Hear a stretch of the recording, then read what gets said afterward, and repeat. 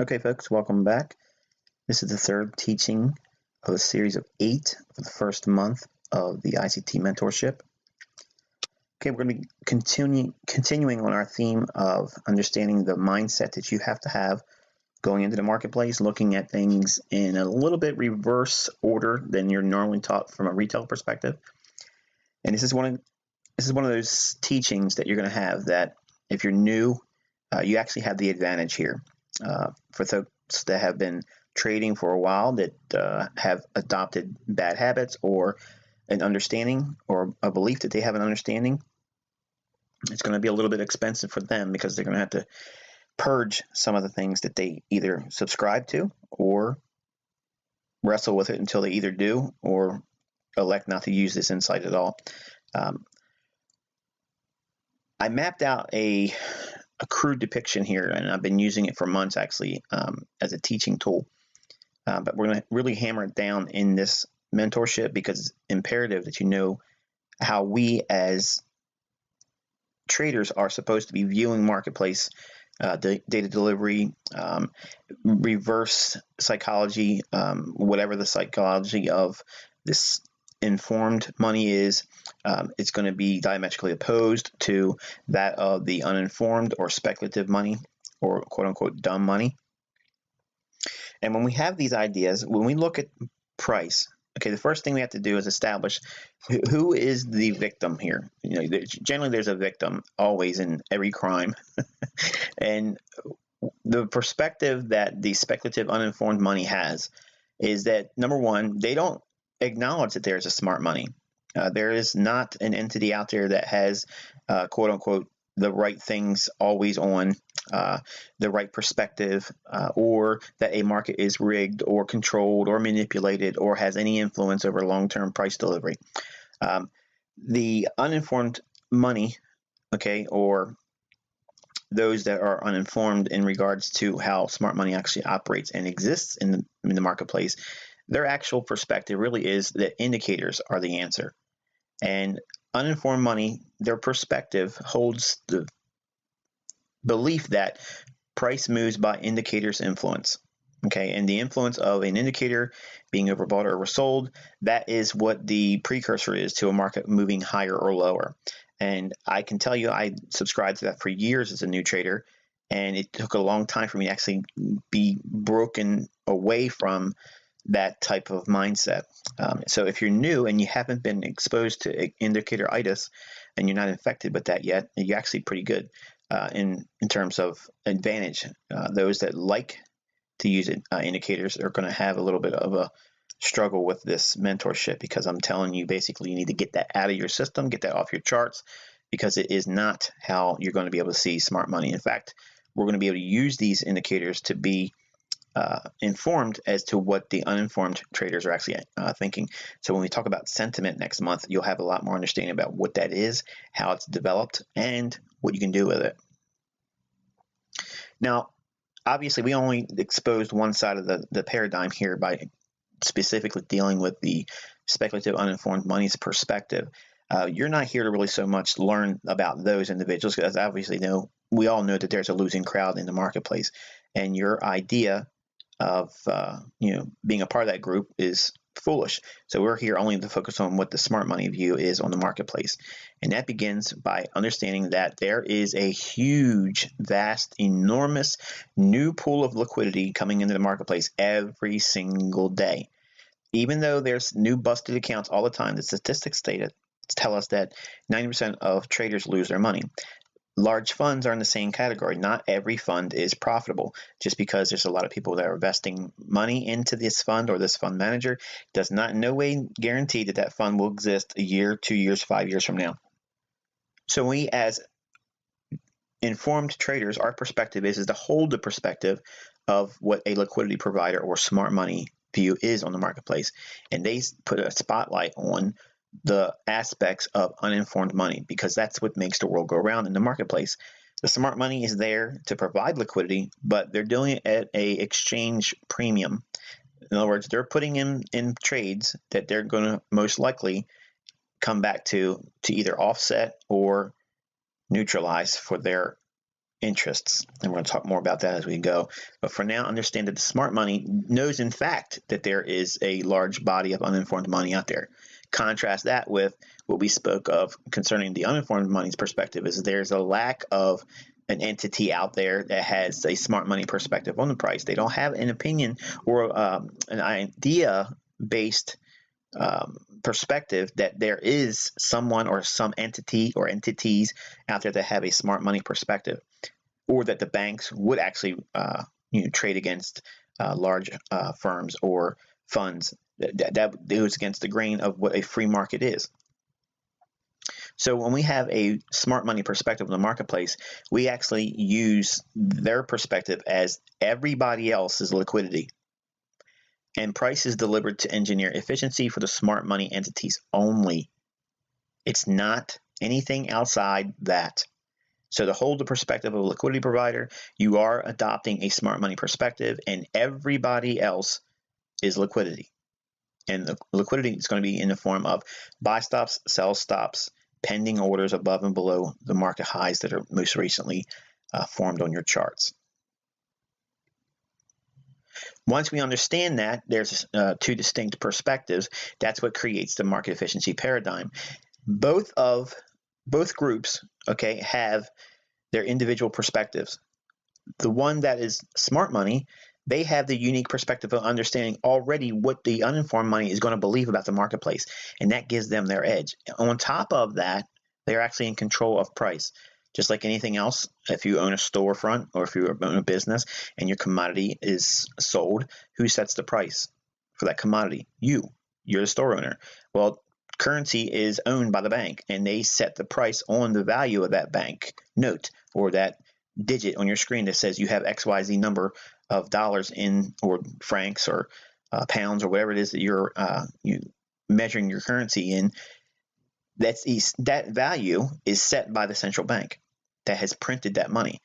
And why this is such a speed bump for people's understanding is beyond me, because if you look at the state of the world we're in right now, obviously corruption and deceit is the name of the game. So it's not a shock to hear, if you first time being exposed to this, that the central banks are in absolute control of what their price of their currency is, and they can set it at any time at any price they want.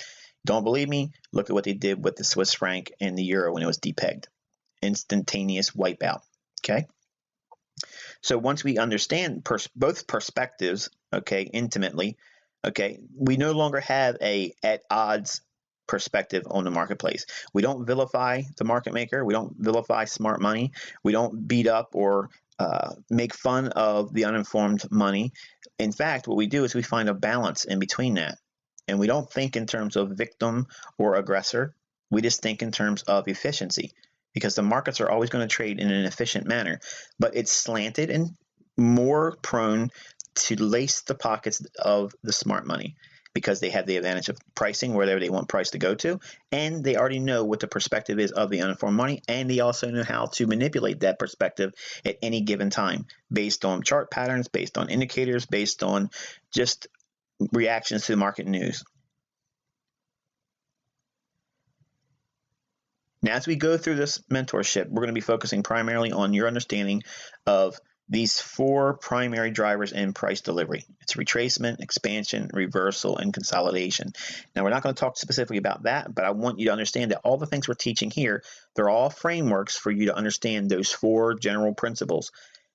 We can't teach specific contexts or topics without having a broad-based understanding and foundation, and that's what this entire month of September is doing. It brings everybody to a reference point to start at the same location. Some of you that are advanced, that watch a lot of my free tutorials over the years, you need to put that aside for a moment and start with this perspective in mind, and I promise you it's going to deliver everything that you've skipped over. We're going to fill in all those gaps. But understanding that the interbank price delivery algorithm, okay, to understand that, it's going to have to come by exposure, and exposure creates experience. That experience is going to give you the understanding of going into the charts, seeing what they should be doing at price, what you should be seeing in price,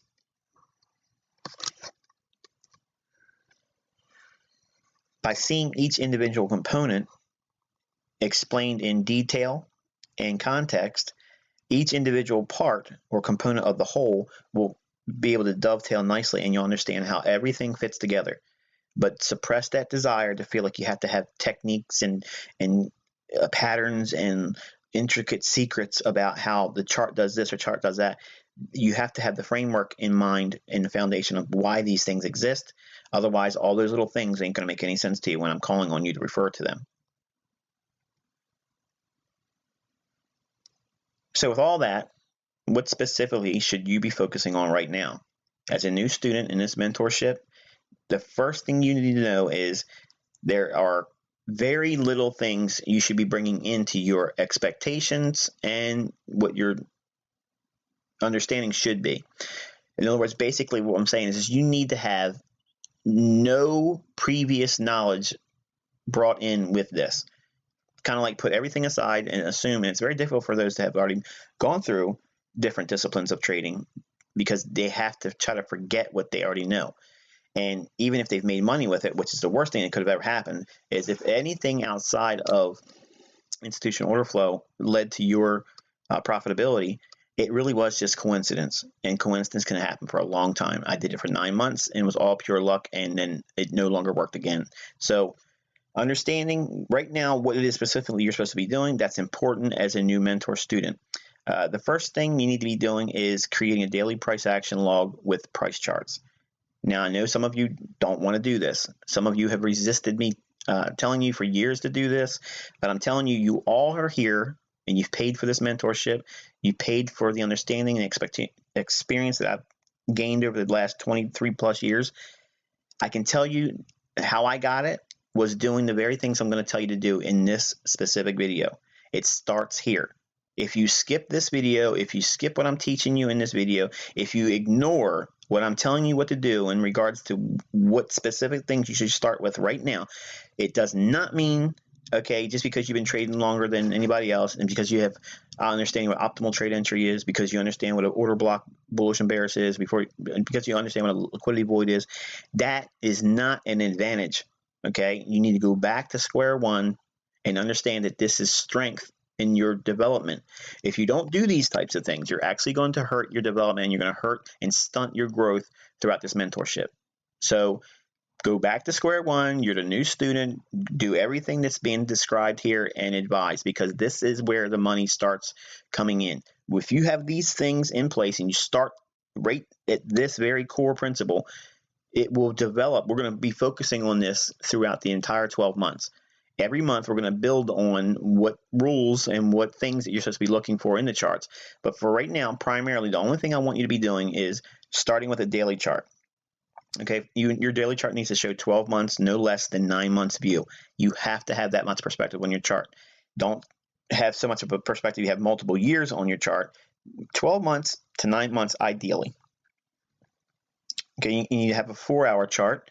And your 4-hour chart needs to have 3 months of price action viewed. The 60-minute chart or 1-hour chart has to have at least 3 weeks view. And the 15-minute chart needs to have at least 3 to 4 days view. That means for every chart here, I'm recommending a specific amount of data that needs to be displayed for that respective time frame. What you need to resist doing right now is you need to resist the urge to forecast price movements. That's not for your stage of development right now. Do not try to rush ahead and try to figure out what the market's going to do next, because that's going to be a problem for you, and it's only going to lead to frustration. We will get you there, and it's going to happen in due time. But for now, resist that urge. But there are some things you need to be specifically doing with these charts. You need to note where price shown a quick movement from a specific level. In other words, if it's run quickly higher or lower from a particular level, that's noteworthy. You need to note that on your chart. You need to also note recent highs and lows that haven't been retested. That means if a high's formed on your chart, if the price has not come back up to that level in recent time, okay, you need to make a special note of that, because it's going to probably be influential going in the future. Vice versa. Just contrarily speaking, you're going to be able to look for the lows that have formed that have not been recently traded to. And that low will be influential later on in future price delivery as well. Note areas on the charts where price has left clean highs and clean lows. Basically, that looks like two equal highs that formed in close proximity to one another. Whenever we see a high go up and form, and then it trades away from that for a little while, and then comes right back to it and doesn't make a new high, or maybe it falls just a little bit short, just a little bit above it, I note that as a clean high. And usually buy stops will form above that, and the market will usually come back up there and run through that. It doesn't mean it won't continue through it, but it's usually a big bullseye for price to want to go up into that area.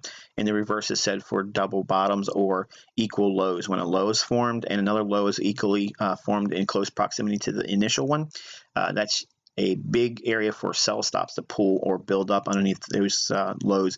And the market tends to have a willingness to go down there and test that liquidity. That means the market will go down into that area, whether it continues to go lower or if it goes down there and then reverses. There's conditions that we look for to frame all that, and you will know when to expect the specific conditions. But for now, I want you to start practicing looking for that in your charts and having them noted on your chart. Note what days the highs and the lows form, and this is for the weekly range, and you want to note what time of day that occurs, what kill zone. Is it the high and low of the week forming in London, or is it forming in New York? Because all those things are going to lend well to prognostication and what should happen going forward. And you want to note the daily high and the daily low every single trading day. And you want to note when the daily high and the daily low forms for every individual trading day. Now, what does that look like? Well, it starts off with a bare bones chart. This is a daily chart, and I'm using the Swiss franc here. It could be any chart, any pair, but you want to start with one currency pair and then some mentorship. You want to specifically deal with one. I would recommend you doing something apart from the British pound and the euro, only because you're going to see me specifically dealing with that in this individual mentorship. But you want to be doing something with a currency pair that is not being utilized in this mentorship. So that way you're getting a unique perspective that you yourself have arrived at using this as a guideline. But the first thing you want to do is obviously note the most recent highs and the recent lows where markets have shown a willingness to repel from. That's the first thing you want to note, because this is how you identify order blocks. This is how you identify liquidity voids. This is all the beginning frameworks of that. But you need to be able to note those recent highs and recent lows. That's what's been done for you here. Next, you're going to drop down into a 4-hour chart. And those same levels I just noted on the daily chart are shown here. And there's more highs and more lows that come into visibility by doing a lower time frame perspective. We went from, again, the chart was a daily chart before. Now we're looking at those same levels. Just drop down into a 4-hour chart, and those levels will be transposed immediately to what the 4-hour chart shows. Then you go through doing the same thing. You're looking for areas where it's too clean, equal highs and equal lows in close proximity to one another, and you'll look for where the market has moved quickly away from a particular level. When it creates these real big candles or bars, okay, on your chart, you want to note that, because they're going to be influential in your expectations of where price should go and where they should not go. Then you're going to go down to an hourly chart. Okay, in an hourly chart, you're going to be looking at individual days, okay, over a course of 1 or 2 weeks, and you can get the weekly range defined with the hourly chart, and you can look at the intraday highs and lows with an hourly chart. Hourly chart's a really good bellwether chart if you're a short-term trader or a day trader. That's like the daily chart for the barometer, whether you should be a buyer or seller. And we'll teach all those things, all those intricate details will be taught in this mentorship. For now, you're going to be taking all those levels you found on the daily chart and the 4-hour and transposing those to an hourly chart. Now, you want to keep this chart, okay, in this format, separate from all the other charts that I'm going to talk about now. Okay, anything else we talk about in terms of what we're specifically looking for, they don't get utilized on the same chart. You create another chart. So you're going to have 2 individual, independent US Swissy charts. Okay, but you're going to carry the information on 2 separate charts. That way you don't have charts that are too busy, have too many things on there, and you get confused and all kinds of things that we're worrying about. Then you'll create another Swiss franc chart, okay, and for that you're going to use a 15-minute chart, and when it's loaded, obviously it's going to be naked, bare, nothing on there, and the 15-minute chart looks like a lot of noise. It doesn't give you any perspective without any frames of reference, and you want to take the course of action we talked about using the daily, the 4-hour, and 1-hour chart, and do that same thing with the individual 15-minute chart, but you only need to be applying it to the last 3 days, 3 to 4 days. and using those reference points on the last 3 to 4 days on a 15-minute chart. Okay, you're going to be looking at also the daily highs and the daily lows. And you can see this is how I do my charts on a 15-minute basis. You're actually going to see me actually do this very practice every single day going forward, starting with this week that we're going to enter into in the mentorship. I note the previous day's highs and the previous day's lows, and then draw them out to where 0 GMT is, which is 8 o'clock in the evening time in my time frame. And in this delivery of data with this platform, this is how I note my daily highs and daily lows. It's important to note also the days of the week. Now, I'm not going to give you all the specifics here because you're actually going to be watching me do it on a day-to-day basis. So you'll be able to get a rough idea in this tutorial, but more specifically, you're going to actually see me actually creating documents for my individual record keeping. So you're going to see actually how I do my charts, how I log them. And yes, even after 23 years of trading, I still do this. It's important to do it. It's understanding, it's clarity, it gives you perspective, and it's what professionals do. Sorry, it's just, there's no way around it. The folks that are really concerned about the market, they have logs, they keep journals. These are the types of things that they do. If you notice real quick, why noting the previous day's highs and previous day's lows? If you look at Wednesday's data, okay, you see the little delineation where it says Wednesday. If you look at the previous day, obviously it would be Tuesday in the course of a normal week. The high that was formed on Tuesday, on Wednesday, the price came right up there and ran through that around the 97.90 level. Notice it did not continue through that. It just went up through the previous day's or Tuesday's high. Then it sold off. When it sold off, it went all the way down. Where did it go down to? Just any old level. It went down to Tuesday's low, just breaching it by a pip or two, and then came back off into consolidation. Then look at what happened on Thursday. Thursday, we had price retrace back into the range that was created from Wednesday's high down into Wednesday's low. Thursday starts today with trading in a consolidation. It rallies up, closes in a range, okay, that was formed from Wednesday's high and Wednesday's low. Then it sells off, and where does it sell off to? Moving just below. Then it pulls off that low and goes into consolidation. Then we have Friday. The market just goes straight on up, rolls right on through Thursday's high, and creating a new high. Prior to Friday, the weekly high was formed on Wednesday. It ran out the stops and all the liquidity that would be resting above Wednesday's high, all done on Friday. So we're going to be using these reference points and giving you a lot more insight about specifics and what you're doing with it. But for now, I want you to know that this is what you're going to be doing going forward. Every single trading day, you're going to document price action, and you're going to build on your understanding. Every month, I give you more reference points to add to your charts and why it's important, what specifically, what the information will do for you, what advantages it gives to you by having it. And by having your charts very uniformly organized like this, when you're trading, your chart is going to have its independent analysis. You're not going to have all these things on your chart, but these charts are always going to be referred to while you're watching price, because by having 3 charts, okay, because you're going to have one that's executable, in other words, what you're watching on the setup right now, because you never want to marry the ideas that you have in your analysis. You need to reflect on them, but you don't want to be so cast iron and can't do it any other way. It has to be that way. Otherwise, if you're watching real-time price action, if you see something that doesn't make sense for what the underlying conditions that you're expecting occurs in the marketplace, you won't have the flexibility to switch gears or go to the sidelines. You'll just hold on to the market with strong conviction, and that's imposing your will, that the market's going to do what they're going to do, and it's not going to happen because you want it to happen. It's going to happen because it's going to happen, and we try to get in sync with what the market's going to do, whether it's going to be moving sideways, whether it's going to go higher, whether it's going to lower. We don't know any of those directions with a great deal of certainty. We just know probabilities. But we know how to go into the marketplace looking for these types of things over and over and over again. They repeat, and you'll be able to find those repeating occurrences in price action after going through this mentorship.